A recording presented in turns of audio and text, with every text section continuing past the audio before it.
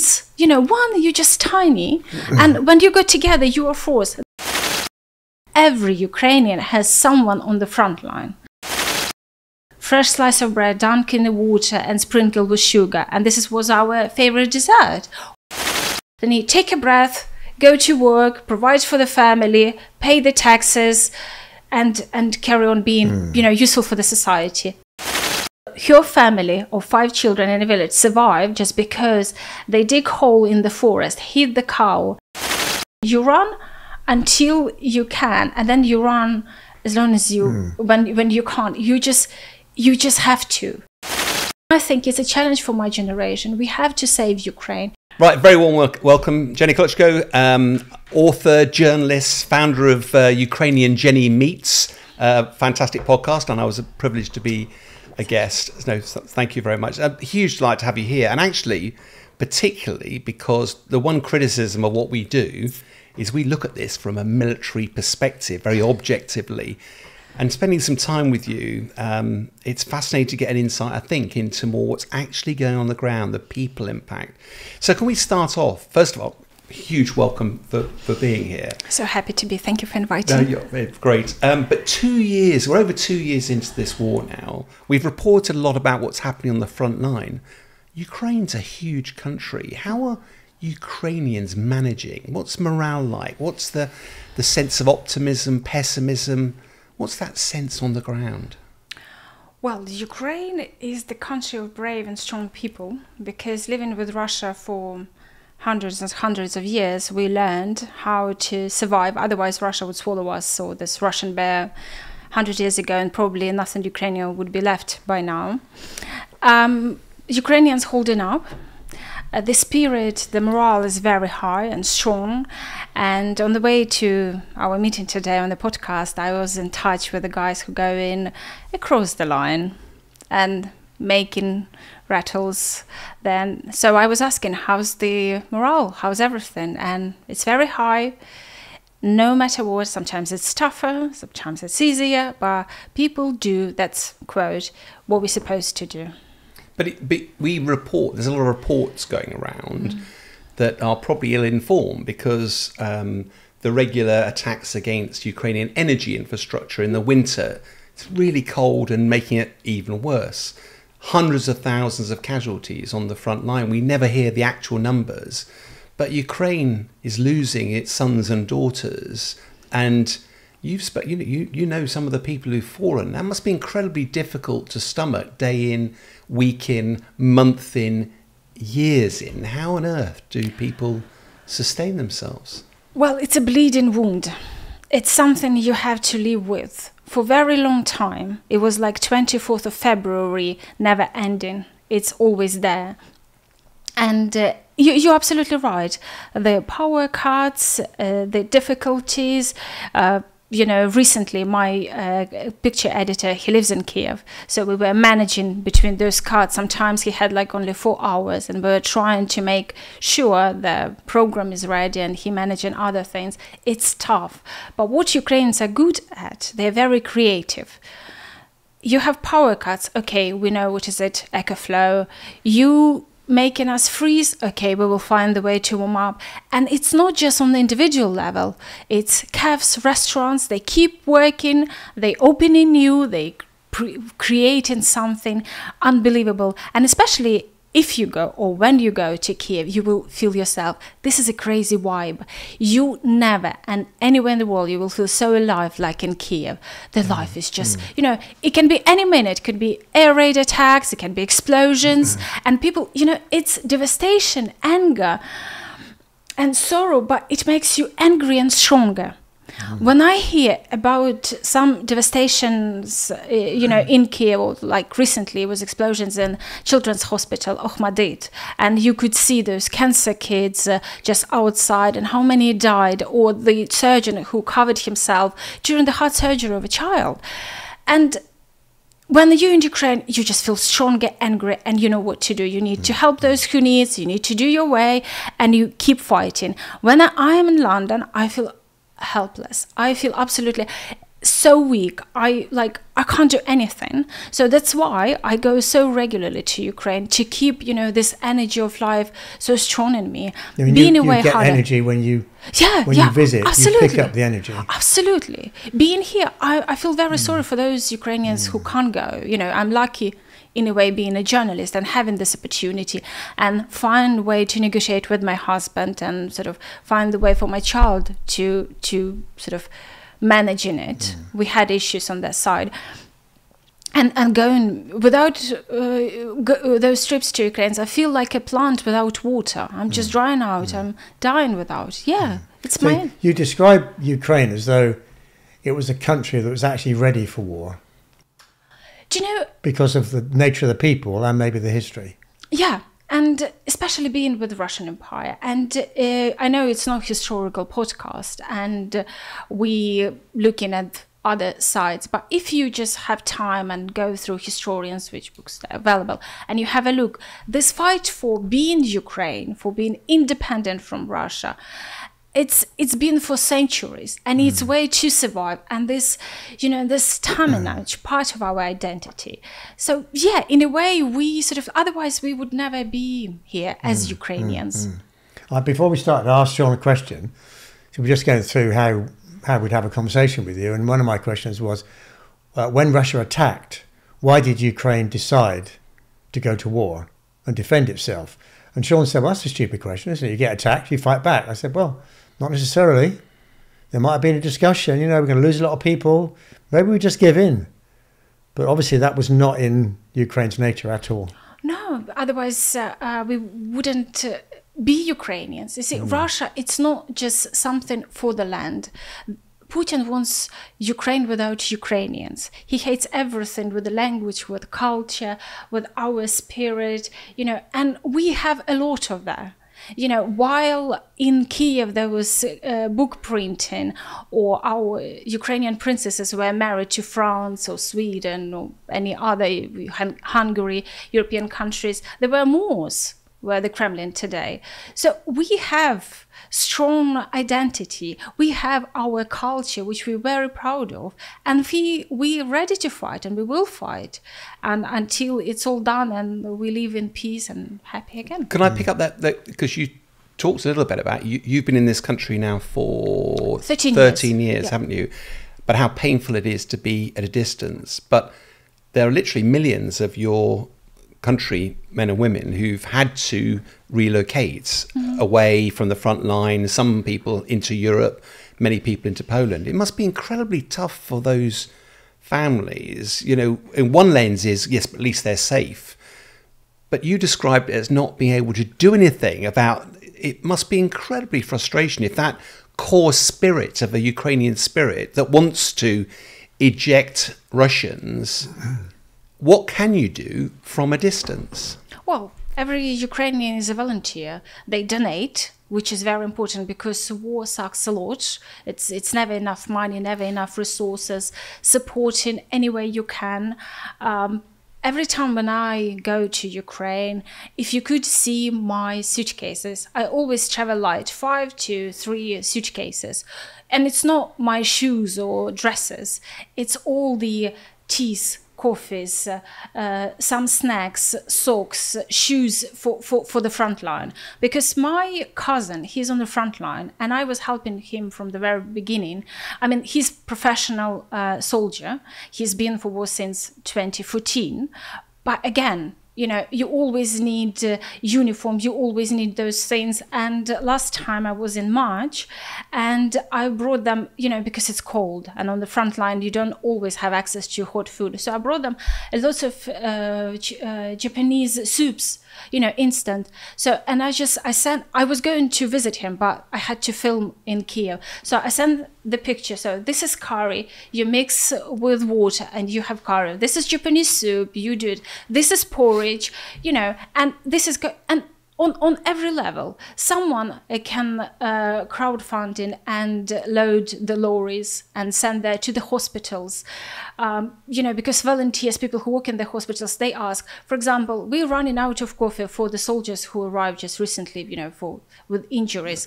So you send in there, we need fruits, we need this, and it's just working. You know, it's like ants, you know, one, you're just tiny, and when you go together, you are force. This is what people do from any part of the world, and it doesn't matter, you relocated now through the big war, or you relocated 3 generations ago, and you're in Canada. You still help, and you still support, and every Ukrainian has someone on the front line, and this is how you help and support. So, and how, so that support, I mean, it's quite moving because it's a team effort, but the West has been trying to help militarily. They've also been helping financially. What other ways could the West help Ukraine? Because you're painting a story of, it's not just about weapons, guns, bullets. It's about food. It's about uniforms. It's that.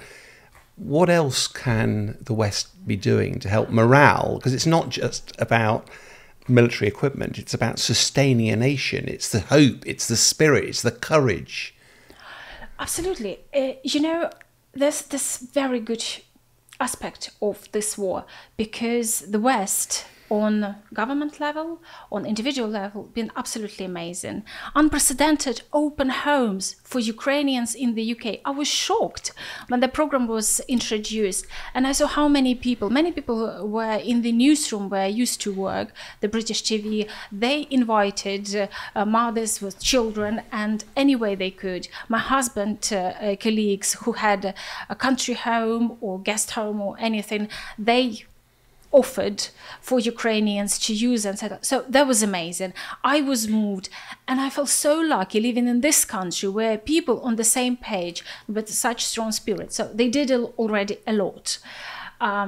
We will be grateful for generations ahead, because this historical memory will never die. And I was just absolutely sure on that. What they could do, there's one thing, when I talk to my guests, and the military or civil or just individual background, at the moment, Russia is not protected, it doesn't have capabilities all over the country. So Putin and those military commanders, they strong on the front line, they have the mass, but they have unprotected air bases, for example, where the fighter jets taking off and bombing civilians and children's hospitals. These are the targets for Ukrainians, and Ukrainians are not allowed to bomb those places, attack those places. If Ukraine was allowed and has permission, I think we would finish this war very quickly and just carry on with peaceful life. That's the only thing which is really bothers everyone, and I wish, and many of us wish, this was the moment which was. Yeah, I mean, it was interesting because just this morning I was doing a radio interview, and they were asking about, is the limits on weapons holding Ukraine back? And there's no doubt it is. Unfortunately, the real issue is there's just not enough weapons. You know, the West has not got that many, and you'd need a lot of weapons. And these are not artillery shells you can produce thousands of. These are Storm Shadow. There's lots of, or Iris system. No, but they're all, and I think there is a move. Certainly, the West has tried to lean. The Americans are a bit less confident, but over time, it has. I'm thinking more just the public spirit of how to help, because here, 2 years ago, I would assess everybody knew about the war. Everybody felt sympathy for the Ukrainians. Everybody wanted us to do everything we could. 2 years on, you get this sense that we are struggling financially in this country. People are starting to look and go, we've got our own problems here. And yet, this is a war on European continent. It's devastating. It continues to be devastating. President Zelensky's done an outstanding job of keeping it at the forefront of the news. It just feels that might be more that we could do to help our Ukrainian colleagues. You see, Ukrainians as immigrants or refugees, what I noticed, they don't feel they're entitled to anything. They understand the hardships because we're post-Soviet country. I remember 90s, our parents didn't have cash salary for years. So we were managing how to survive. Our dessert would be a fresh slice of bread dunked in the water and sprinkled with sugar, and was our favorite dessert. Or, for example, fresh slice of bread dunked in the fresh sunflower oil sprinkled with salt. There's your savory. And it's not made up, it's my childhood. So we know the way how to survive. That's the only thing. I think in a way, it's just Ukrainians need the tools and they become useful for the society. You see, it's like for example, with care homes, those professionals who can go qualify as a psychologist or therapist or lawyers, they take a bit longer to get qualified, to pass the language and everything. So they will help themselves, just give them the tool or an opportunity or give the light at the end of the tunnel. Everything else, they're very hardworking. You see, it's not the country which is full of prosperity and was expecting. UK has fantastic social care, with benefits and this and that, but it's not something Ukrainians feel natural about. They need to take a breath, go to work, provide for the family, pay the taxes, and carry on being, useful for the society. It's very different here in England at the moment. I mean, there's 10 million people uneconomically involved in the UK, i.e. not working and have no intention to work. So I think you'll find some of the spirit you're talking about Ukraine probably doesn't exist over here. We're just not used to living through such difficult circumstances. It sounds to me like Ukrainians are made of, better stuff in some ways in terms of resilience than some of the people we've got in Great Britain. Well, you, in a way, thank goodness you were spoiled by your social care, Thank goodness you are the country who took care of your people, the immigrants and everything. Ukraine, for generations used to survive. For example, the generation of my grandparents, they went through 2 Holocausts, hunger, which is Holodomor, which was artificially made by Stalin. So her family of 5 children in a village survived just because they dig hole in the forest, hid the cow, and they had this milk because everything was taken. And also they managed to make food out of dried weeds. And so this is the generation. The generation of my mom, they were very lucky in the way, they didn't have to survive that way, but they were limited with their opportunities with the Soviet time, and its 70s and 80s was difficult, you couldn't find anything. Those queues, and family survived only on the relatives from the countryside because they had cow, they had eggs, they had some meat. And I remember those parcels from the village in 90s. My grandmother was sending a chicken in the parcel. Sometimes it's arrived with a little bit of smell. So all you need to season very well and leave it, lots of onions, and then there will be a chicken. So again, surviving, it's a different perspective for us. That's why I'm saying we don't feel natural. If someone giving us just as like that, we look in, it's like, why? What's wrong with that? Because we fight for surviving, and we're very creative, find the way to do so. But that sense of survival, it's written through the history of Ukraine. So I do understand that, and particularly the Stalin's brutal regime around the starvation, that's left a legacy. But I don't know what prepares you for losing so many people. You say every family has been touched by people being lost. I'm, as a military guy, very early in my time, a good friend of mine died in a flying accident, and over the years you do lose people, but it's not on the scale. No. And those, when you lose people, it hurts a lot more than just being hungry or just being. It's psychologically, and your Ukrainian people are having to live with that on a daily basis. How on earth do they manage to maintain their morale, their spirit, when everybody must know people who've died or badly injured? Well, I don't know how to, you just live. Do you know, the first person I lost, there was editor from BBC Ukrainian. We did, when I used to work for BBC in Ukraine for World Service, I was presenting morning shows like on Radio 4 Today. He was my editor. And we were not friends, so to say, and sometimes we more were disagree than agree. But we managed to work, and I knew that he joined. As soon as the big invasion happened, he joined, and I was going, for the first anniversary, I was going to make a story about him. But then some plans changed, so that's why we got in touch. And then a few months later, he was killed in a combat. And I was shocked how hard it's hit me, because it's not the person I dearly loved. It's just, we used to work on the good human sort of working relationships. And for weeks, I just was thinking, and it's very hard. And, you know, and then probably you've heard Pilot Juice. We became very good friends through my work. And since I was going to film him for the first anniversary. Well, he became an icon, didn't he? In the West, he became an icon. He's absolutely. And I was talking so regularly to him, and he was giving inspiration. And when you're asking me, how do you get the energy? How do you get to carry on? Well, I waking up, and for example, that was the text from Jews. And when, do you remember when Azov-style defenders were defending Azov? And the steelworks. Yes, and it was, yeah. And I had the text from one of the guys who was there, and he was sending me audio updates every day, what's happening today. Not everything was for publishing, but just for me to understand the situation. And then my cousin, who's on the front line with Special Forces operation, and then finally, you see, they actually managing. So maybe in London, where my home is not ruined, where my family is not under the threat, so I will manage. And these people who gives you the boost of energy. So then we all lost juice.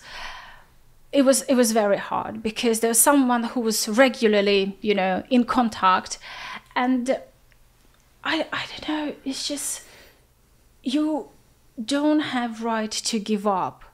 You see, I've heard this expression, you run until you can, and then you run as long as you, when you can't, you just have to. You're supposed to.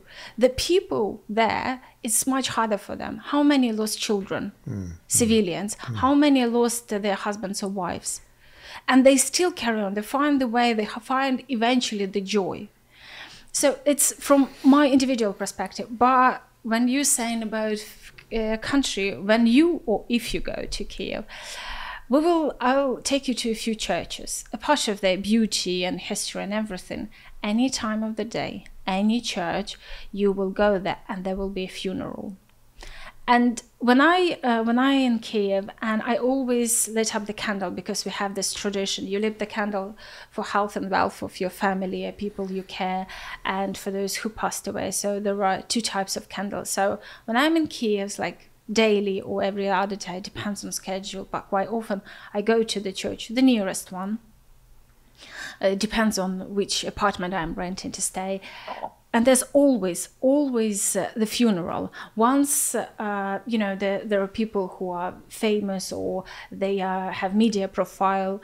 There are, once I went to the church, there was the funeral of the fighter of the Georgian Legion.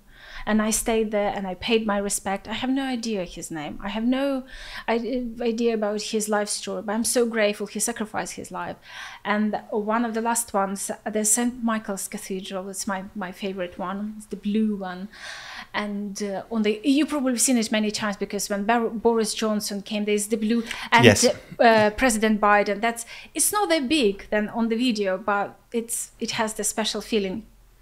And I went there to light up the candle, and I see there's a funeral outside the gate, and there's sort of like, first from afar, I thought it was sort of like a rewarding ceremony, because sometimes police or National Guard, they awarding medals to the fighters, because it didn't look like funeral from the first sight. When I got close, I realized there was a funeral, but there was sort of different looking funeral. And I was filming on my phone, just, you know, because I put on social media, giving the flavor what's happening there. And then one of the fighters approached me in English and said, please don't film. And I realized there was the fighter of International Legion. And those guys are losing their lives as well. So when the coffin was taken to the car, and then few mates of this fighter who lost his life left, I just approached them, and in English I told him how grateful I am and how I appreciate what they do for my country.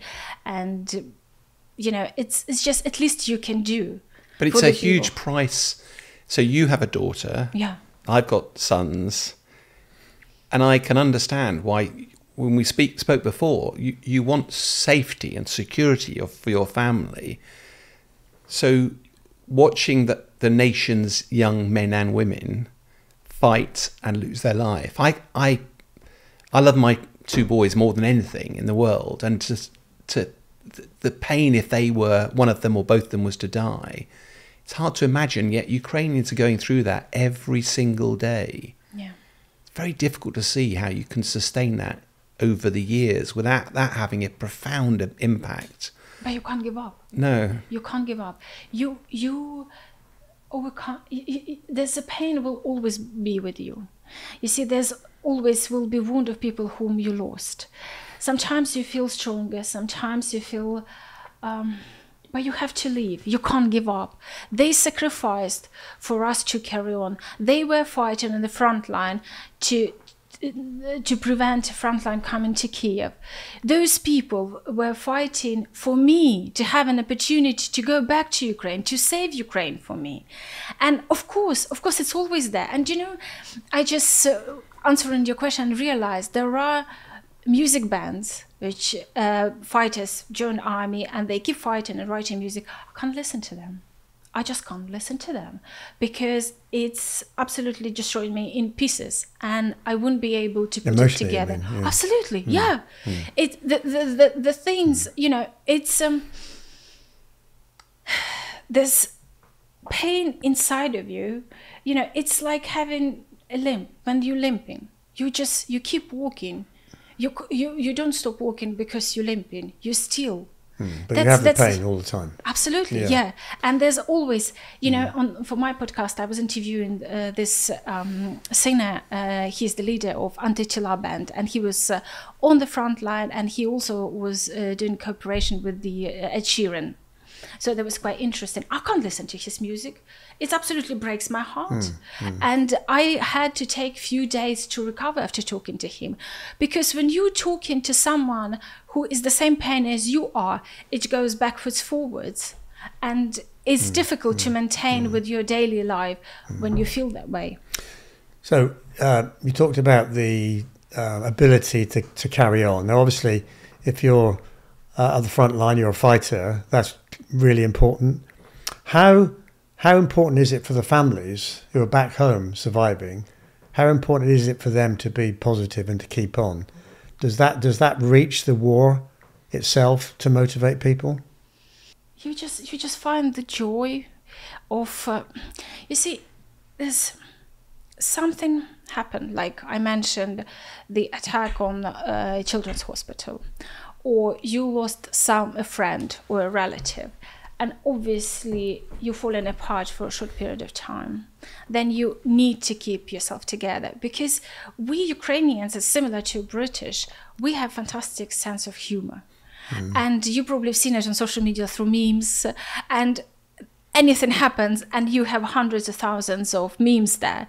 And this is how we deal. Do you remember those grandpas in the villages who were still in the tanks or going with bare hands against Russians? This is our way to carry on. You know, it's somehow, it's all connected there inside, and you just unexpectedly, it's popping up. And there was viral video of the fighter. He was dancing this, what was that? Blackpool, you know, Blackpool thing. Gosh, he was with all the ammunition, you know, those, and he was doing all these moves. he gave me so much joy. He sort of like inspired me. A few nights after that, just before getting to sleep and just clearing my head, I would look at it, smile. I texted him, it's like, you should be on my podcast. You do. He's like, no, I attract too much attention. I can't. My bosses are not happy with me. It's like, you dancer. So like, I'm not a dancer. I just had fun a little bit. And his videos on TikTok and Instagram going viral. You know, this is the way to survive, to go. And what's been the role of so President Zelensky? I'm fascinated because, you know, he was an actor, a comedian, and you look at the pictures of him from 3 years ago. He looks half the age he is today. The impact on the war has been on him personally must be incredible, and one can only imagine the burdens on the leader. I've studied, you know, around time when Churchill was around or whatever, and really difficult times. Zelensky, somehow, he's got incredibly high popularity ratings. He's done an amazing job of keeping the war in the media spotlight and engaging internationally when he's also got a job at home. What's the view of Ukrainians of President Zelensky? Is he the inspiration that he looks to be from outside? Well, you see, he's naturally very likable. And I remember him since 90s, you know, when he was sort of like doing first steps with his team as a comedian, and they had these competitions, some sketches in Russia. And President Zelensky, hometown, not far from my hometown. So basically I feel like we are neighbors. He doesn't know, but I do feel. And they went there, and you know, it's 90s. It's quite poor time for Ukraine, and we all sort of like not looking so stylish. His team, they always look leather, you know. At that time, there was trendy leather suits, and they were dancing. And he had earring. Look at the old photographs. Yeah, he's very trendy guy. And yes, and it was easier for him, obviously, to be popular and likable. And his comedian business and his film producing business was very, still very successful. So that's easy to be loved when you're an actor. When he went to politics, Of course, there always will be people who are blaming you for something, or judging you, or you're not polite enough, or you're not kind enough, or you reacted too fiery on something. There's always will be. Obviously, there were Ukrainians are. There's a saying, there's like among 3 Ukrainians, there are 2 leaders. So you have to expect competitors and everything. Right now, it's obviously the former President Poroshenko and Kiev's mayor Klitschko. They have own political perspective. What Putin did, or united, we have one enemy, and we all united against it. And it happened like that. Obviously, at the beginning, there were less criticizing, you know, towards Zelensky, I mean, Poroshenko, some political.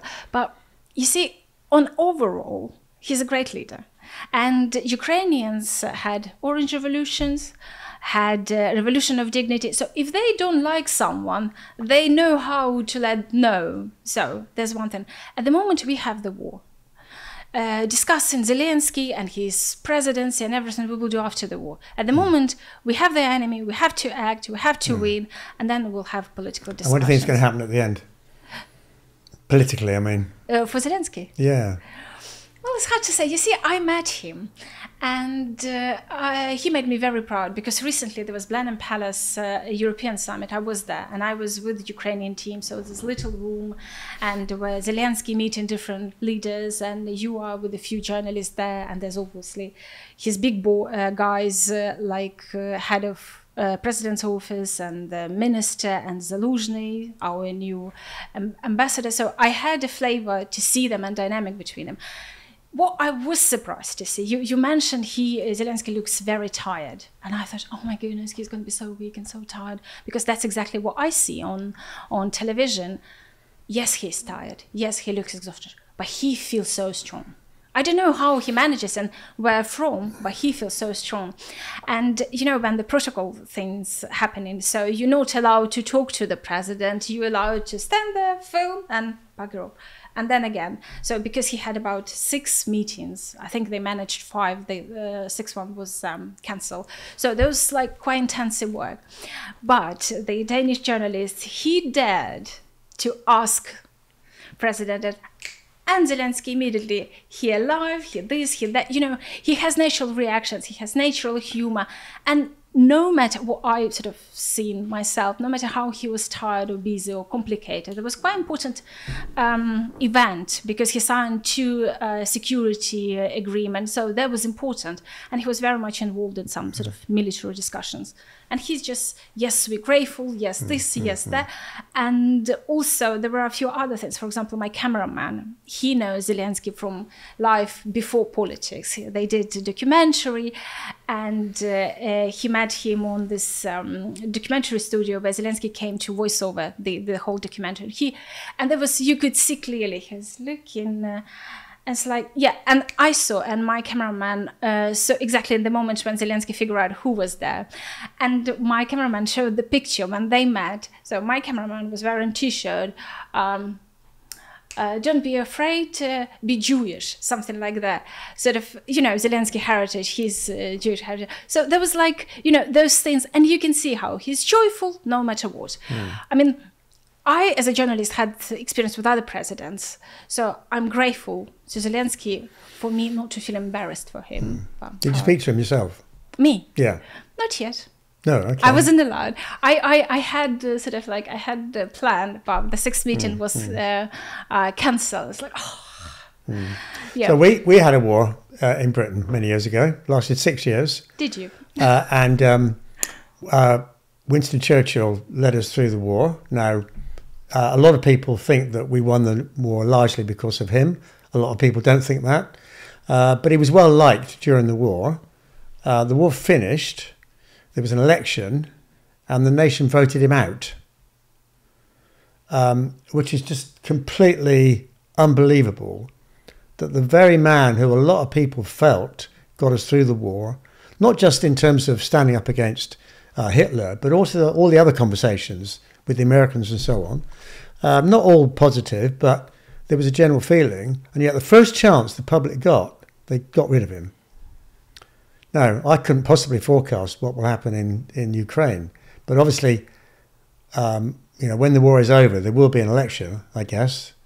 So there must be a lot of conversations going on at the moment with him and his colleagues and his supporters, and with others, the Klitschko brothers, and you know, there must be conversations going on. What are you feeling? What are you hearing on the political side? You mean behind off record and behind closed doors?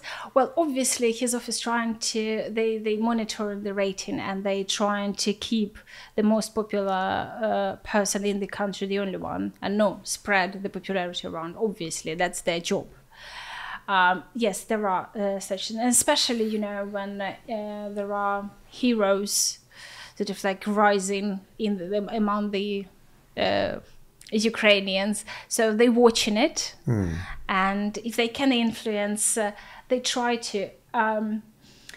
And also, you see, it's interesting you mentioned Winston Churchill, because I've heard with the friends from communications, strategic communications, or some secret service, and especially during 2022, you know, when it's all sort of new, this communication on the global scene and explaining everyone, they were saying, yeah, some were suggesting sort of, there was a film with about Winston Churchill, The Darkest Hour, so there was the leader of the free world, and sort of someone grooming Zelensky for that position.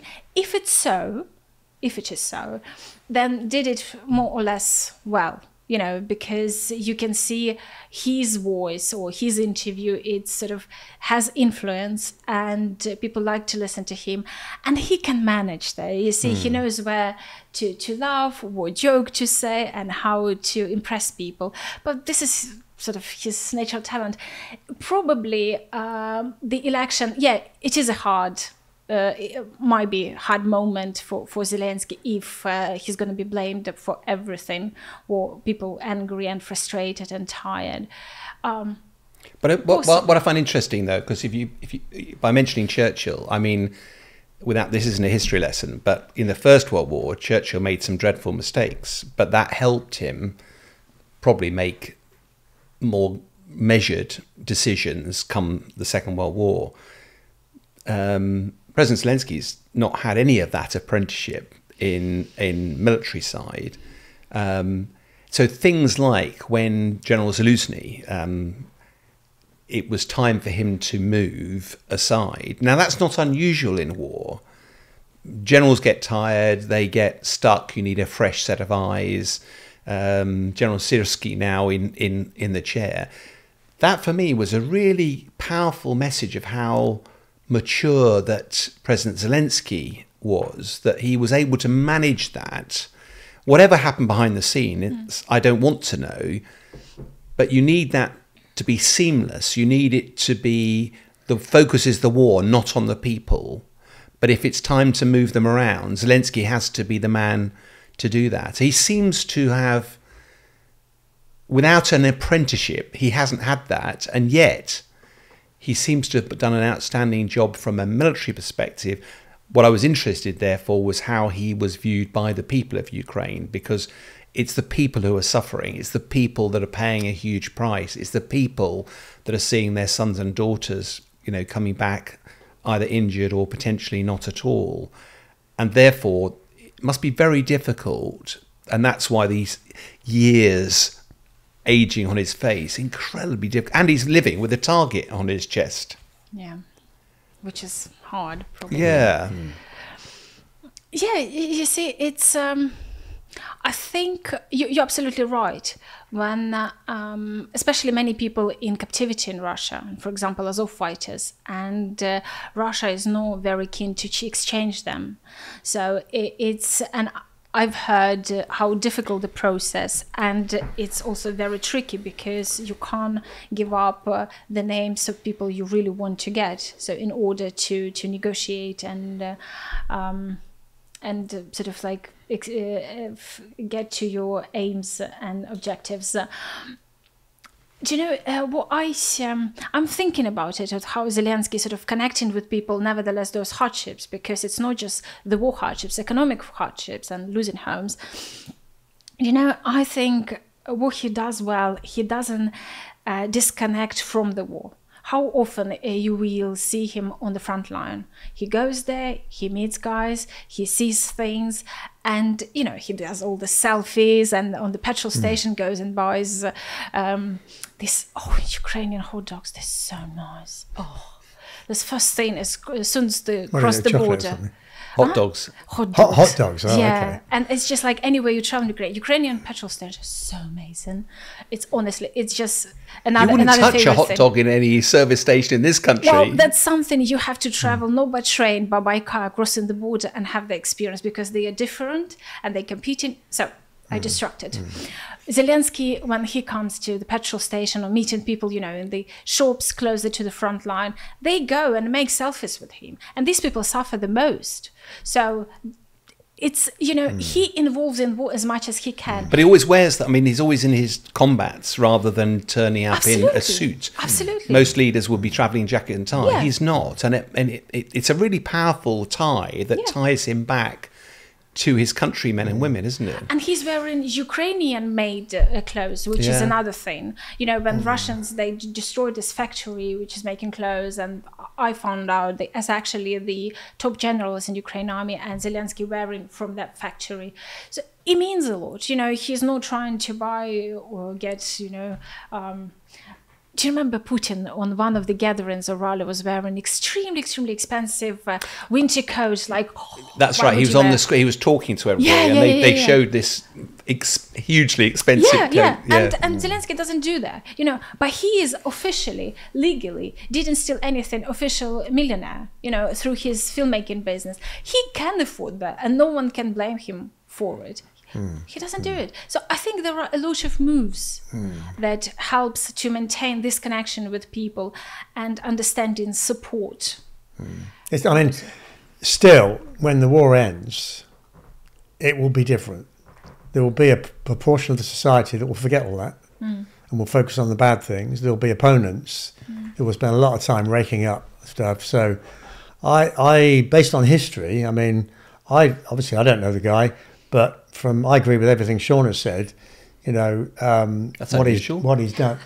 Well, not entirely. Okay. So can I qualify that? I was going to say, how long are we going back? Yeah, a few minutes. Minutes? Just Okay. what you said in the last 5 minutes. Right.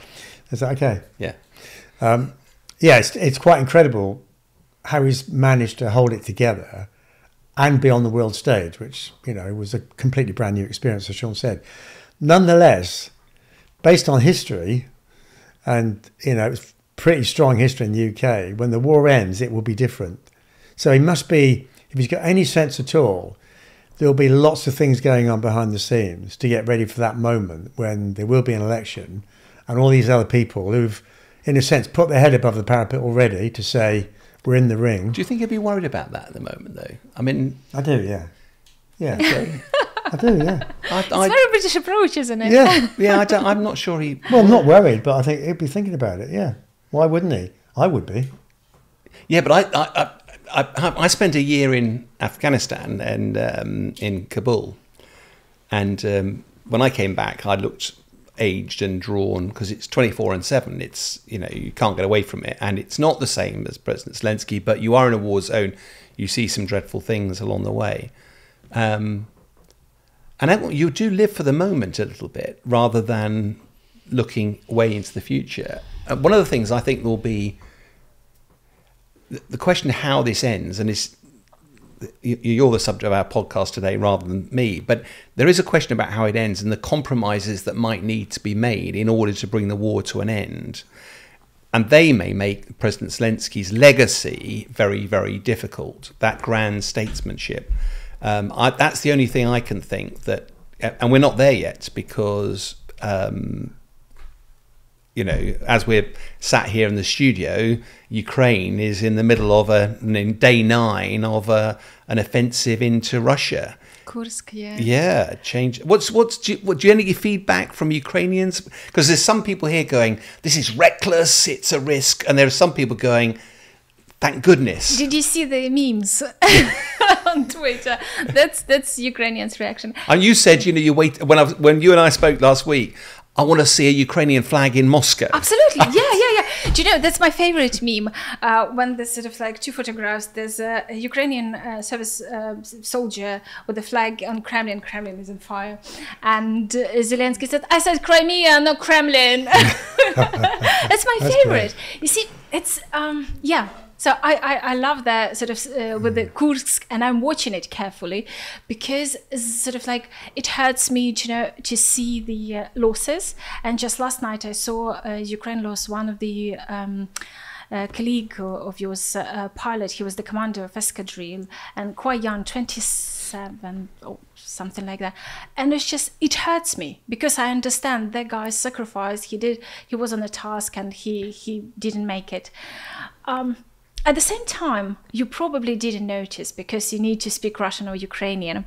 There's lots of videos on Twitter where Ukrainian servicemen are talking to Russian babushkas. And those babushkas in Kursk speak Ukrainian.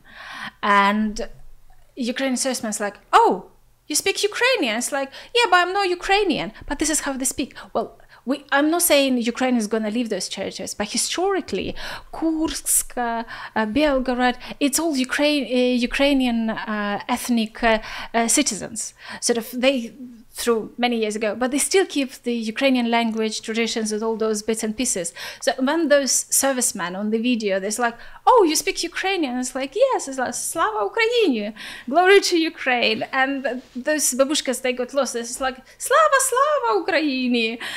They didn't know what to reply. It's like, "Glory to the heroes." So that's the situation. Yeah, that's Ukrainian sort of the general, the social media. On the way to meeting you today, I texted those guys who possibly, I don't know, possibly there, and they're very careful. So I'm asking, "Oh, how are you? How's everything?" And it's like, "Yeah, very well. How can I help?" And it's like, "How was your trips?" "Oh, well." That's it. Because there's been a lot of security around now. You can understand that. I mean, but that's sort of like, if I had sort of more substantial conversation, I would understand he's probably not on the trip. Well, because he's so short and it took him I think, a couple of days to reply me, because he replied just when I was on the way to meeting you today. So I understand he probably one of those. But it felt. I guess the question was more that over the summer, it's been a difficult summer for Ukraine. That Russia's been grinding forward on the front line, losing a lot of people. Horrible stories coming out about how many the Russians are losing, but it's still been difficult. Yet now, suddenly, I'm just wondering what you think the impact on morale is for the Ukrainian people, knowing that actually they're taking the fight to Russia now. Putin will be embarrassed. Oh, he's already. Well, you know, a couple of weeks ago, before Kursk's situation, and I was checking with my cousin who is in Donetsk area, and he said, unbelievable, they just push by mass, and it's just like, it's overwhelming. So yesterday I got in touch and asking, is that true? Because I saw those on media that got a bit easier in Donetsk, and he says, yeah, it is a bit coming down here. So if depends on the aims and objectives. So if we wanted, as we know, you probably know more than I am because you're military, Donbass is a difficult area to defend and attack, and sort of like this is, even Crimea is easier than Donbass. So if there was the aim and objective sort of like to scare Putin and ease a bit on those parts, they probably achieved it, but we don't know. We need to see what's going on. In terms of morale, it depends day by day. You see, sometimes nights are very hard and people don't sleep, you know, at night because it's going on and explosions. So that's, it depends. But Ukraine's a large country, so away from the front line and away from the capital, Kyiv, is there a sense of normality across the rest of the country? Because away from the front line, yes, I'm not saying there aren't rockets and things that are attacking, but it's a lot quieter across the rest of Ukraine. Odessa maybe is still... I haven't been in Odessa, so I was Kharkiv, I was in Dnipro, I was Kiev, I was in Lviv. So it depends. The further from the front line, people crave normality more than anything, because everyone lives uncertain. Those who abroad, who escaped, they all depressed because they're away from the country, and those who in Ukraine, they depressed because you can't plan your day. If you're male, you can't leave the country, and maybe you will be, if you're not willingly joining army, you know, you will be probably next or in a few months' time. So it's not very encouraging. So there are different opinions and different approaches. Lviv, for example, it's on the border with Poland, and it's the first city you feel and stay for a night because you can't travel during the night. And Lviv, and I remember when I arrive and I have this few hours before going to bed, and it's like, it's such a strong illusion, like, oh, there's no war. Oh, well, it smells delicious, people happy, everything, a part of so many military men going in the pixel uniform, so many injured, you know, especially in Lviv, there's a big hub of superhuman center. So that one who helps with prosthetics. Civilians and servicemen. So there are indicators. It's very tangible, but people do crave. If there's tiny opportunity on any level, there's like, war is not there. They need it. So give us the day in the life of then. So there's a mother, she's got 2 children, her husband's fighting a long way away, but she lives with the knowledge every day and the risk to her family and her husband.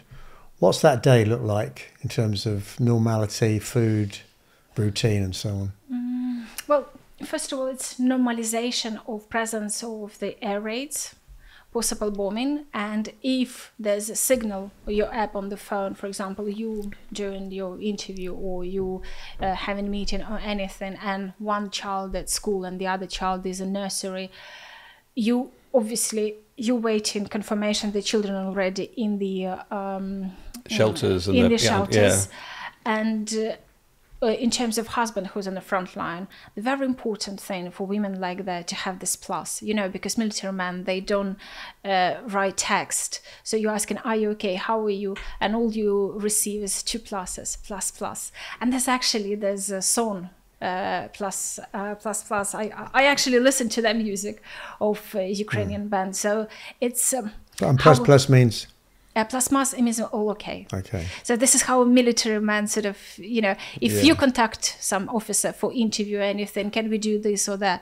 And so his positive answer would be 2 pluses or 1 plus. And often it's interesting because in the pilot world, if you have an accident, if there's somebody died, there's normally a shutdown of information because you want to make sure the families hear about it before, and they should hear about it from the military authorities, not through neighbours. So there's a clampdown. Nobody can talk to anybody about it. But you normally will then just send a completely stupid text to somebody. I might be back late tonight. Or so they know it's not you if they subsequently hear there's a problem. So things like plus, it doesn't give away any secrets or whatever, but I'm okay. And it's really interesting code that. But it also, the other thing about in the Second World War, you talked about some people who didn't necessarily want to sign up. And that created some real problems in this country because overwhelmingly the nation was at war and therefore everybody was expected to fight in the war. But not everybody wants to do that. And therefore those people who don't necessarily want to fight are viewed differently by the families of people who have sent their loved ones to war. Is there any sense of friction building? Because, you know, this is consuming a lot of lives. Is that difficult now? Do you know, it's interesting because I've resolved, I answered myself on this question last summer when I went to Ukraine, and as I said, for me it's important to go and visit sort of on the front line, and I went to see my cousin, and so we just you know, it's like family visit on the position. So we managed the way. So I was dressed in the military uniform. And so I spent a little bit more than 24 hours and I slept there and everything. And we had this conversation because I'm one of those people.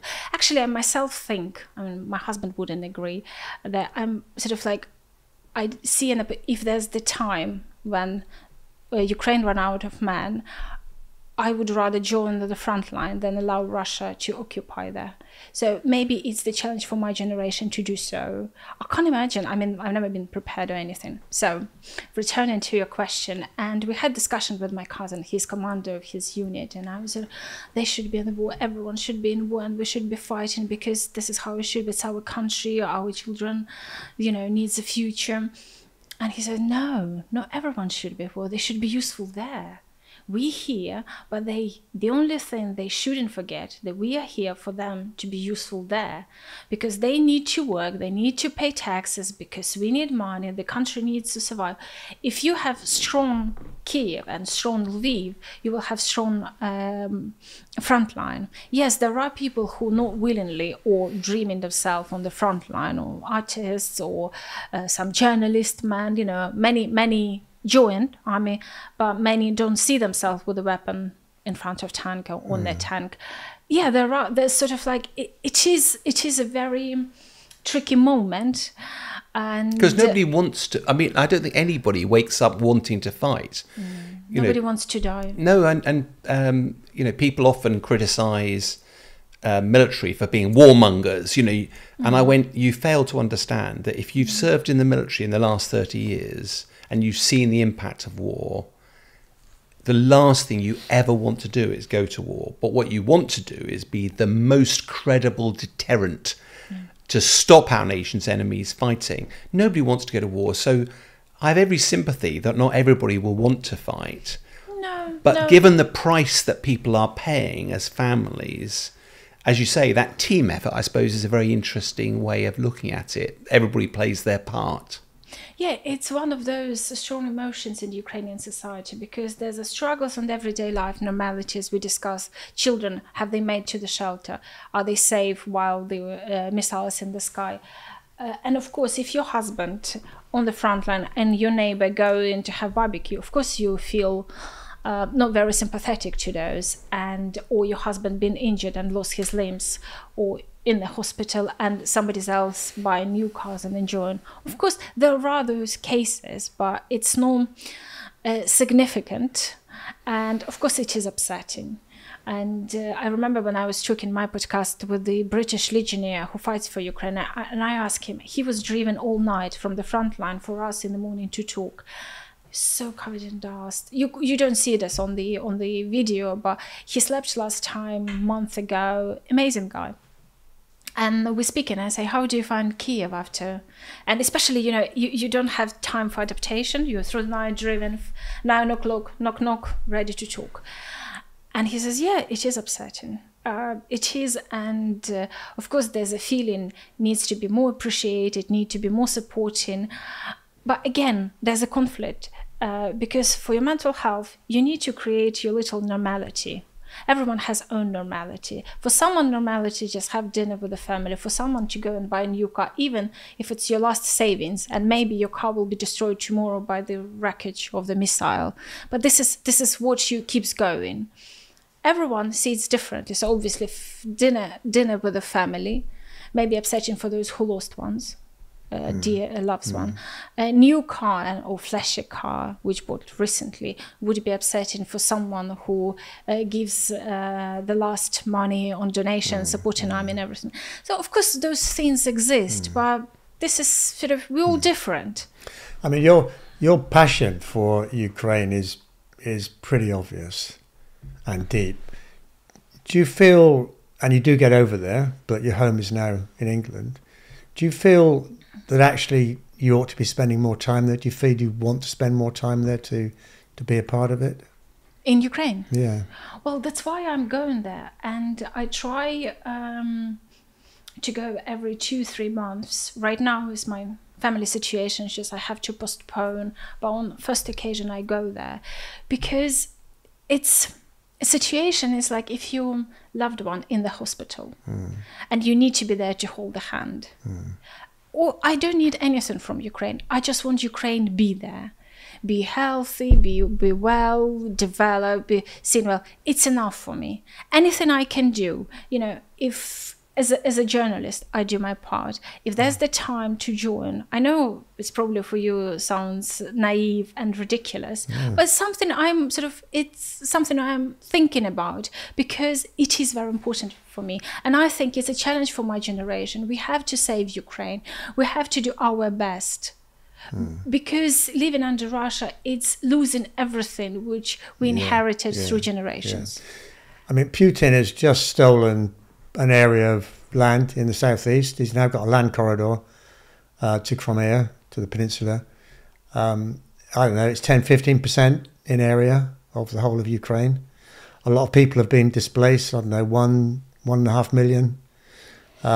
He's put a lot of effort into securing that as Russia going forward.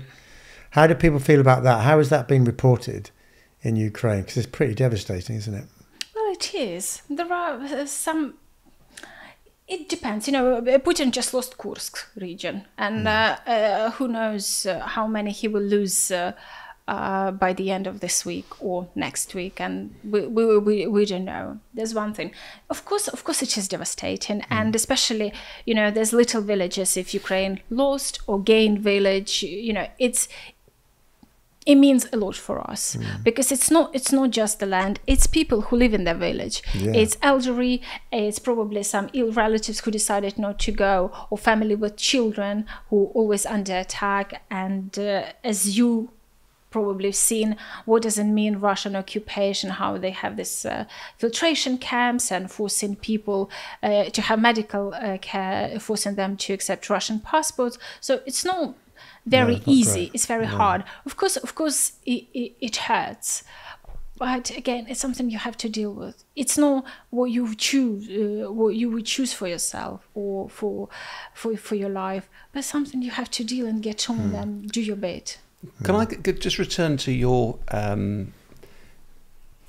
you talked about, because obviously protection of your daughter, but. And I'm probably going to ask this inappropriately, so I apologise up front, but literally millions of people have been displaced out of Ukraine. Poland's taken a whole load of people or whatever. A lot of those are families or their children. And I suppose naively, you sort of looked at it and went, well, of course they want to be safe. But there's always that other side of the coin that's abandoning Ukraine by looking after the safety of your children. What I hadn't struck me is that the mental turmoil, the difficulty for those people, that they have to leave to look after their families, to protect their children and but they also want to still, their heart is still in Ukraine. That's why they're all depressed. There's one thing, sort of majority of those people who left Ukraine and sort of in safety with some social help and support of any country, Germany, UK or Poland, they're all depressed big time. And of course there's a sort of misunderstanding, because those who are in Ukraine, they decided not to leave, take a risk and stay with husbands who were at the war or can't leave. They have one risk, and their mental health, because of the missiles and explosions and everything. Those who left, they depressed because they felt sort of like there's no place for them. There's no friends. There's no, and you want to be in your home. You want to be in your city. You want to go to your coffee place. You want to be. It's something you can realize only being in the situation. And I was shocked as well, because my friend who has 6 kids, and she left towards sort of first wave of these refugees, she was lucky. She got this house for free in Germany, and everything's well. The most depressed person ever. She wants to be in her home.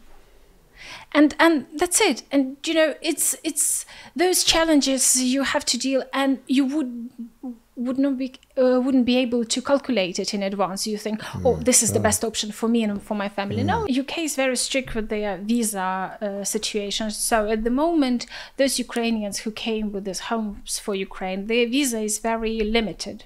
So a year and a half, I think it's left. It's September 2025 or 26, and then it's undecided.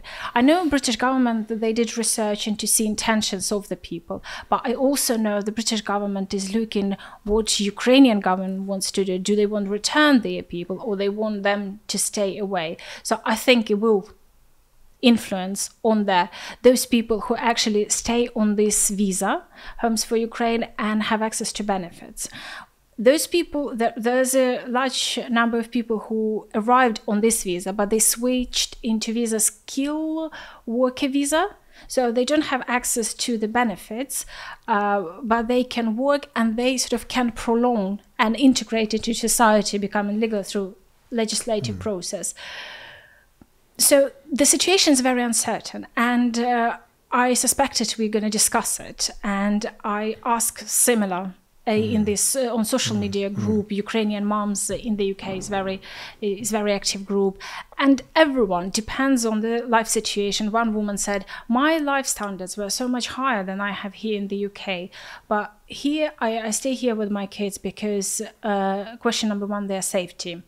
Someone switched into a skilled worker visa because she has 3 small kids and husband disabled after the war. So I have to look after all of them. I can't imagine relocating again and setting up the life. It's very individual. It depends. Of course, those people who rely on the visa Homes for Ukraine and want to have benefits, and they consider themselves as temporarily. As soon as the government shutting down, they all go in with kids back to Ukraine. But I think at the start of this, it was thought it was temporary. I mean, none of us knew how long this was going to last for, but it was an exodus because people wanted to protect their families. Who'd have thought then that 900 days in, that the war would still be ongoing, no end in sight? So it's not a surprise really that it's having to be reviewed.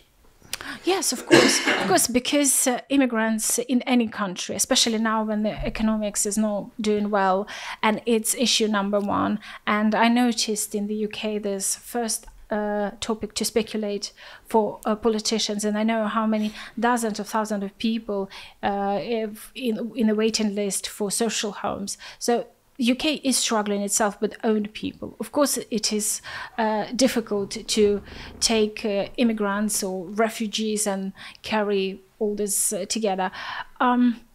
Well, I just hope it will be resolved smartly. I wouldn't like, of course, Ukrainians to rely on the fantastic social. I'm just thinking more. It's care just here. it would be a real tragedy if I think the whole of Europe was incredibly sympathetic to try to help. I'm not making a judgment about how much we did or didn't do, but Europe, for all sorts of ways, stepped up to try to help. It'd be a real tragedy if the legacy of that is any bad taste in the mouth about this, because I don't know as many Ukrainians as you do, but the story of regularly coming out is the pain of being away from their country, not choosing to be here, but here because, as every parent would understand, you love your children and want to protect them, but want to also go back to your own home. And therefore there's that enduring need for support, particularly because the mental anguish endures, and that isn't getting any easier, is it? No, it's the whole new lot of challenges. In the position, you would think, oh, I managed to find a safe place abroad, so my children have access to education, not to be bombed, and medical care, so I can maybe do some work. It would be great. But there are other challenges, and it's so uncomfortable living not in your country, especially when you already settled down, you know how everything works, you're part of the system. And there's UK is absolutely alien system, very new, and it was very difficult for people to get it, understand how to be part of it and navigate. Yeah. But that's at the beginning. But if you've had your kids in school for a couple of years, and they will have settled, because kids do, don't they? And then you've got to make a decision to pull them out of school and the friends in the street and so on. That's a big decision for the parents. Yes, because, it is. And again, it means you need to consider your professional side, family. Do you still have husband? Do you have place to return? Because many lost their homes. For example, next door, neighbor of Mr. Butler, he rented out rooms, and there's one of the ladies, she's from Donetsk region, she's from Slavyansk. Her daughter came here as a student, and so she's renting the room. I understand her daughter is doing that, and she's staying here. She has nowhere to return. You see, it's lost home, and she is in her late, maybe early 70s. I think late 60s, but she's not well. Her health is not well. So I can't imagine how she's going to return to Slavyansk, which is in Donbas region. You've seen what Russia does to the cities and towns, and what Bakhmut looks like now, or Avdiivka. It's ghost towns. They were leveled, weren't they?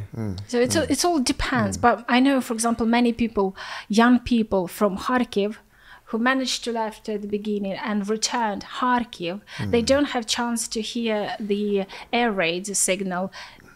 Missiles, just like they're going 30 seconds just across the border. And they're still there, yes. And you do get used to it. That's the trouble, is that when you're not used to it... Yeah, but it still hurts when your children lose their classmates. No, I get it, but it's... having spent a lot of time in war zones, people go, how could you? Yeah, but you actually quickly become immune to that, but you don't have your family around you, so you haven't got that. And I guess my sort of overall, back to the sort of big picture again, 2.5 years, in, the impact it's having on people, the devastation, where's the hope? What's the hope you cling on to? What's the future that you see, the positive future that will come out from this? How do you retain hope? Ukraine is the underdog militarily, and yet you are eternally optimistic. Where's that hope come from? I'll tell you the story. I'll try to be short. 2012. Euro 2012 football championship. I was working as a logistic manager with BBC Sport, and the part of managing all the team arrived and lived at the same time, and nobody lost on the way. I also was in sort of looking after talents. And one day I was told there's the guy David James arrives. I was like, okay, I'll Google him. As you can see, I'm a big football fan. I know everyone. So I'm Googling guy on the way to the airport. And there's... no, I met him in the hotel. He was already brought by my assistant, and we met in the lobby of the hotel. That's the truth. So I was just sitting there and checking who is there, how he looks like. So, and he spent, I think, 3 days, maybe 4, something like that. It was the time when he was awarded OBE, I think. And so I spent through all those full days with him. So I was picking up in the evening, we were walking around the town, doing things like going to lunch, doing this, looking after, being with him when he had to do interviews and be on telly and everything. And one of the things, he surprised me because he wasn't the only one talent I was involved with during my work there. But he surprised me and he asked me, can we go to Ukrainian History Museum and can you sort of, I would like to see what is it. I was like, I would like to have an excursion. And we went there. And obviously I was translating, so the lady was explaining and this and that. And I'm not a new person to Ukrainian history, but I was surprised how many times Russian Empire, Polish Empire, you know, Ukraine was part of different empires. They forbid Ukrainian language to exist. And yet, 2012, we speaking Ukrainian, we know our roots, we know the history. I was shocked myself about my country. This survival magic, this wild card of Ukraine is still there. Because many countries, there's lost identity, or the people of the land somewhere, we know that, many of them, but Ukraine is still there. If you ask me, as a military person to military person, I wouldn't be able to answer you, but I know history has when the underdog wins the big empire, or we know we don't go into that. So miracles do exist. Ukraine proved once and again. Kiev in 3 days hasn't happened, has it? So Putin is losing his land. So all I just suggest, just keep fingers crossed. And just like do their faith strong, and do, if they can do or help, just do it. They talk about morale and spirit being some of the most powerful motivators in war. That a few people properly motivated can make a huge difference. And I think what's inspirational is that for the Ukrainian people, for their military, for their leaders, keeping that hope and that passion alive could well make the difference. And no, inspirational story.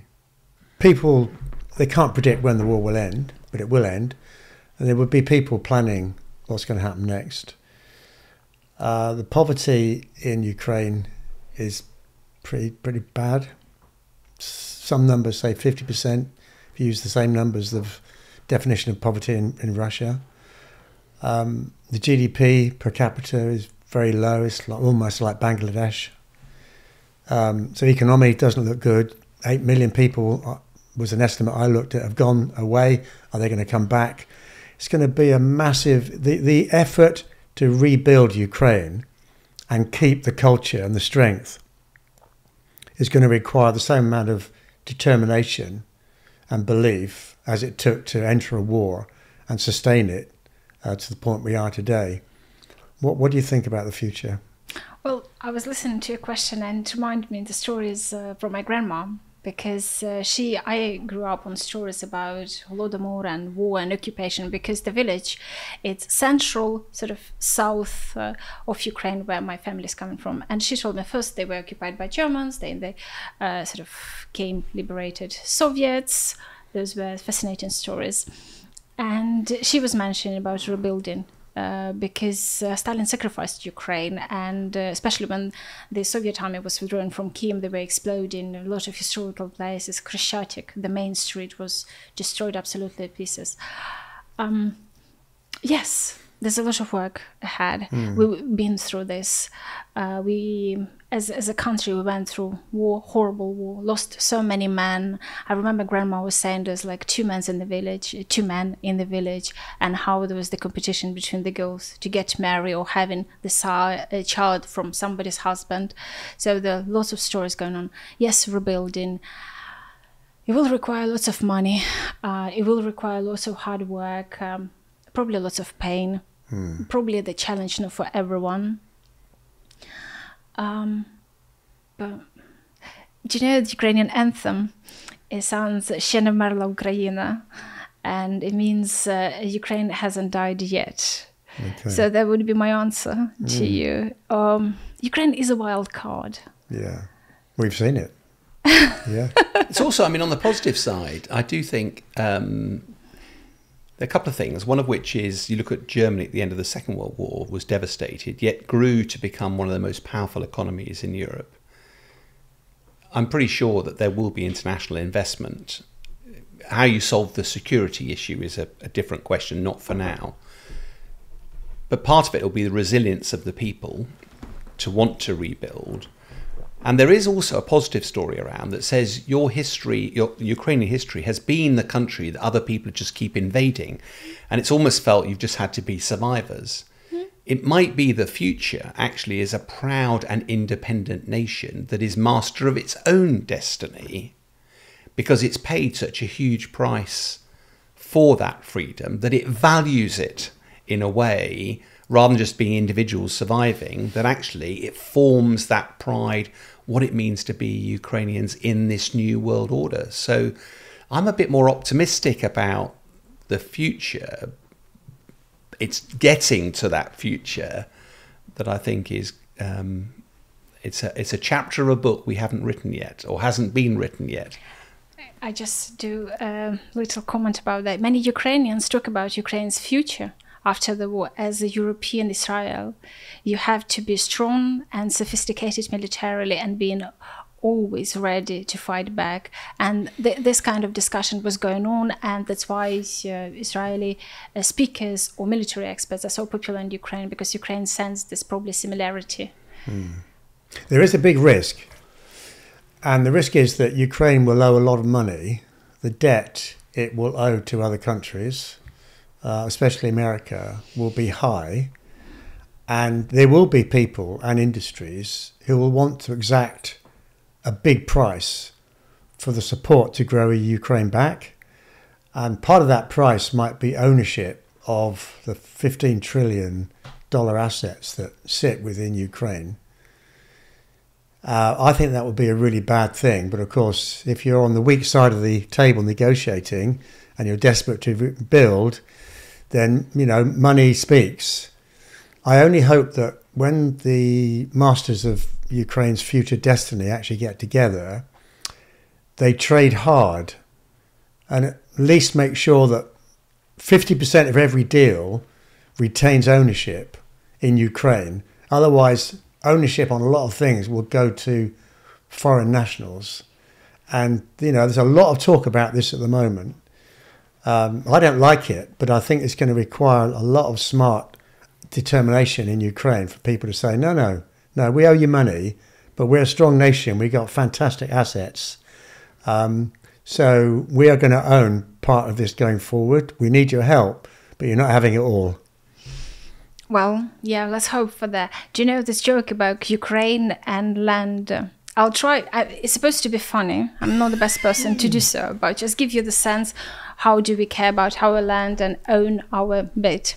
So there's God Almighty was giving the land to different people. There's one condition: you will get as much as you run, sort of for the certain period of time. So Ukrainian run, and there's like no energy whatsoever, and just you lost every. So Ukrainian take off the shoe and just throw it, and then I'll plant my beetroots. So that's beetroot is the main ingredient for Ukrainian national dish, borscht. So yes, we do care, and I'm sure there will be one of the priorities to stay, because you've seen in Kursk, again, coming back to the tweet memes, there's Kherson in 2022, when people were going on the rally, say, we are Ukraine, we won't give up, we're gonna stay here. And there's Sudzha, the city, absolutely empty, ghost city. And it gives you the flavor, who cares about their land and who will fight to the end. You civilian or you serviceman. So I'm sure the masters of the future destiny of Ukraine will make sure everything's going to be okay. Good.